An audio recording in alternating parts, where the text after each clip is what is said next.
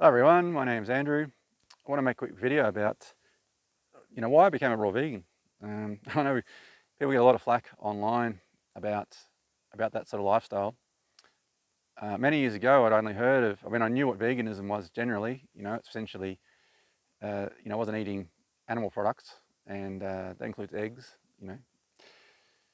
Um, but when I heard about raw veganism, I thought that sounds rather extreme. Didn't know anything about it, didn't do any research about it, and I left it at that. And I was very fortunate to have met someone who was a raw vegan, who actually showed me the benefits of doing so. And I've really embraced it, very much so.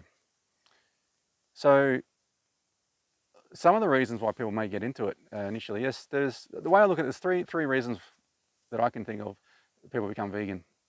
So there's ethical reasons, there's environmental reasons, which you could say is ethical as well, I suppose. And then it's health reasons. And that's the one I generally try to talk to people in terms of the health aspect, because I talk to people almost every day, and they tell me about ailments, and I'll ask them what do they eat, and then we get a bit of conversation about that. And there's a lot of things they didn't know, and a lot of misinformation they were told.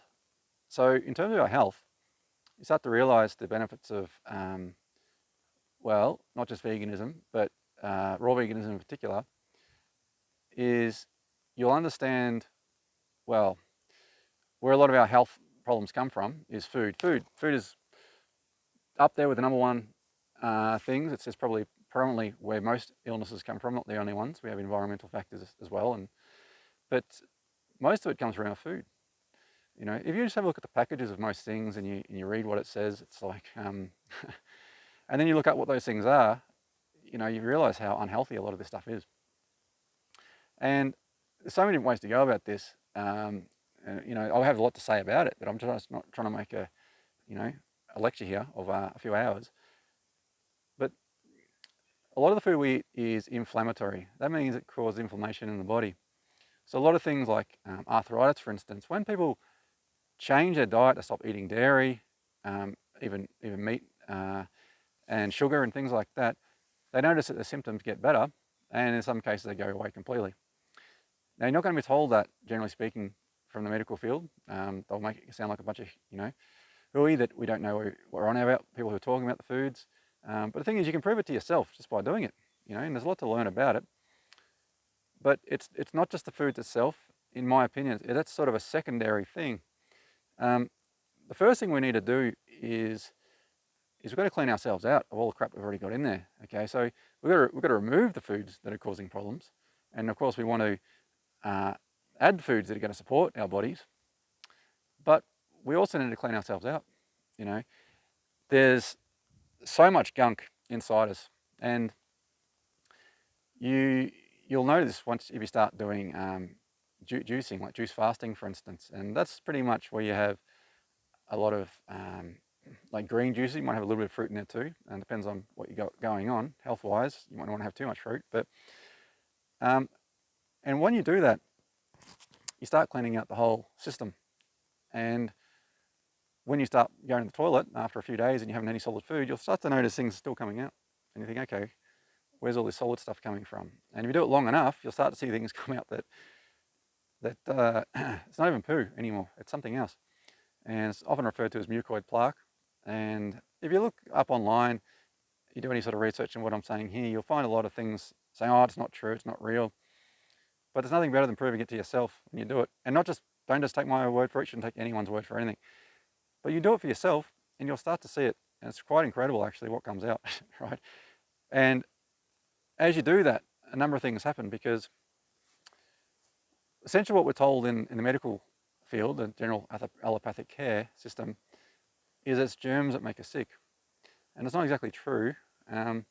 What happens is the terrain of our body. So this goes back to, we've got germ theory and we've got terrain theory. Now, look, we've always got germs all over our bodies all the time. Germs in us all the time. So it's not, and you might say it's specific germs, but what happens is, you think about it this way, right? If you got a piece of food and let's say you left it somewhere on a rock or something like that, in time it's going to rot, and then things are going to start growing on it, right? All sorts of, bacteria, molds, fungus, whatever. And that's a bit like our bodies, that we're leaving things in there that aren't, you know, when it gets stuck in there and it's get cleaned out.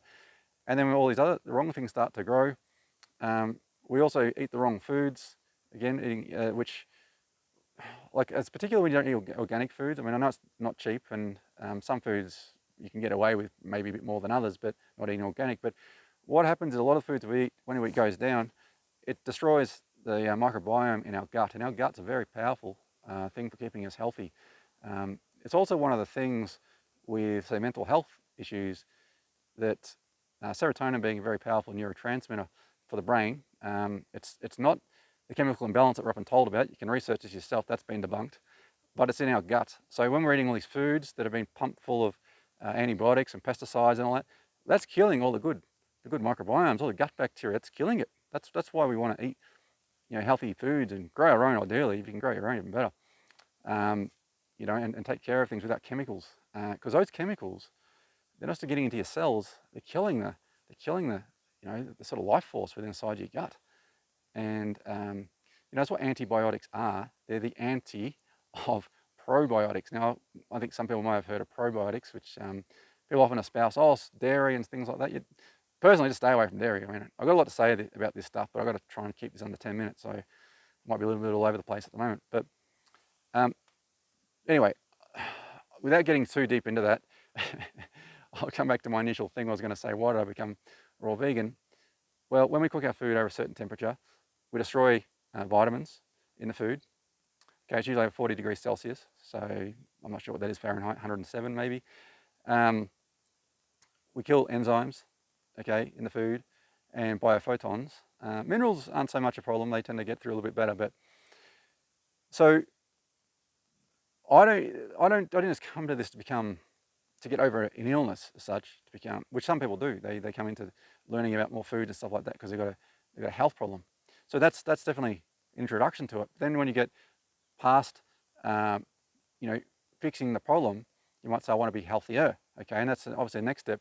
And then you go beyond that, and then it's like, I just want to be vibrant. I want to be energized. I want to feel fantastic. You know, this idea that as you get older, you just start going downhill. I can show you people who have been doing this for a long time, decades, they never get sick, and you know, in their 70s, they got so much strength, so much vitality. It's just a bunch of nonsense, right? We're told this stuff. We're told pop pills and that. It's a money-making thing, okay? You can call me conspiracy theorist, whatever you like, whatever. You can prove this to yourself. I really don't. Look, I don't really care personally. I'm just sharing the information about why I did this. And you do, I feel fantastic. All the problems I had in the past completely went away when I changed my diet. And it was a stepping stone. I couldn't do it in one big thing, and I didn't have the knowledge at that time either to probably have done it. The other thing too is that when you start this stuff, sometimes you can feel a little bit worse to begin with, because you will go through, if you've been eating a lot of crap, you'll potentially go through a detox syndromes, and it can be a bit cold and fluey feeling, and your body can ache and stuff, and that's not pleasant. I've been through that. But when you get to the other side, you just, I mean, I was hit by a car back around 2006, so I had pretty serious injuries, and I know that if I had sugar now, I used to have a really big problem with chocolate, and then I had a problem with vegan chocolate. I've got to stay away from it. I'm very addicted to it. I found that the sugar, it was a sucrose, would cause so much inflammation in my body that the next day I'd be all sore, and I'd wake up a bit sore in that where I had the injury, you know.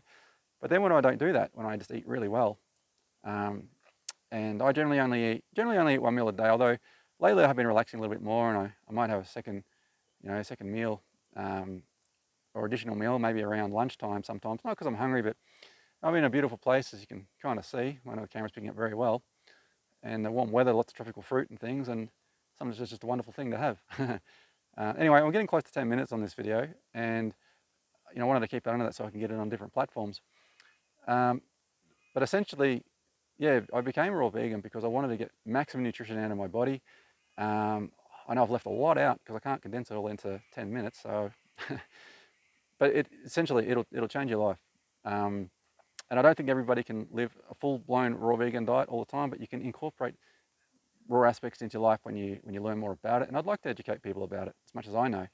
I'm always learning the best I can about it. But I love hearing about people's stories when they make these changes, and I just hear how it improves their life. And I'm going to leave this here.